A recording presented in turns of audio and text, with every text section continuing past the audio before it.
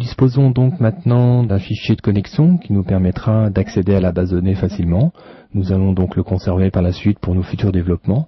Je vous propose maintenant d'étudier différents types de pages, des types de pages donc courantes dans les sites dynamiques. Et nous allons commencer par une page qui affichera dans un tableau HTML les différents contenus d'une table de la base de données. Pour cela, je vous propose d'insérer donc ces informations dans une table HTML. Nous allons donc ouvrir un modèle de page comportant donc une structure HTML pour éviter de recopier le code HTML que nous allons placer donc en dehors des balises PHP ici. L'objectif donc de ce TP est de rendre dynamique cette table, comme nous l'avons déjà vu d'ailleurs dans un exercice précédent, de sorte à afficher les informations à l'intérieur. Pour cela, nous allons renseigner les deux premiers champs. Je vous propose par exemple d'afficher la référence de l'article et ensuite nous afficherons son prix. Pour commencer, nous allons indiquer uniquement ces deux informations et nous allons donc d'ailleurs nous assurer que les informations remontées par notre requête sont correctes, à savoir ici select référence virgule prix from article. Alors là vous voyez que nous sommes toujours avec notre requête qui sélectionne un enregistrement unique. Là nous dans notre cas nous désirons sélectionner tous les enregistrements de la table. Nous allons donc supprimer cette clause where de sorte à récupérer les 4 enregistrements de la table. Donc ça c'est la première modification. Nous allons donc bien disposer de référence et de prix. Voyons ensuite dessous, là, ça, notre ligne de test que nous avions faite tout à l'heure, nous pouvons la supprimer, nous n'allons plus en avoir besoin maintenant. Et nous allons donc commencer à travailler sur la génération, en fin de compte, dynamique de nos lignes. Pour réaliser cette génération dynamique, nous allons insérer ici une nouvelle balise PHP.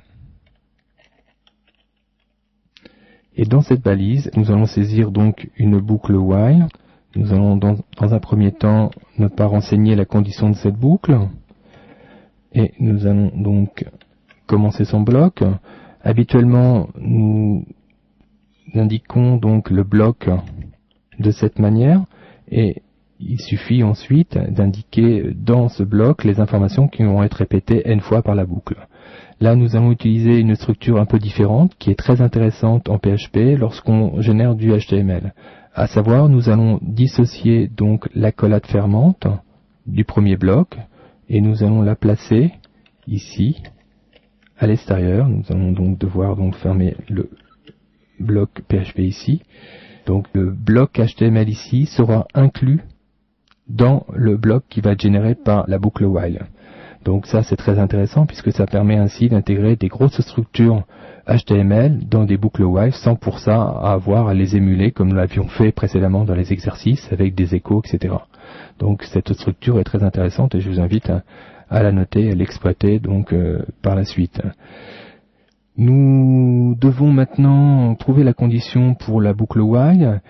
Dans notre cas, ça va être un peu particulier puisque nous allons en réalité utiliser cette instruction.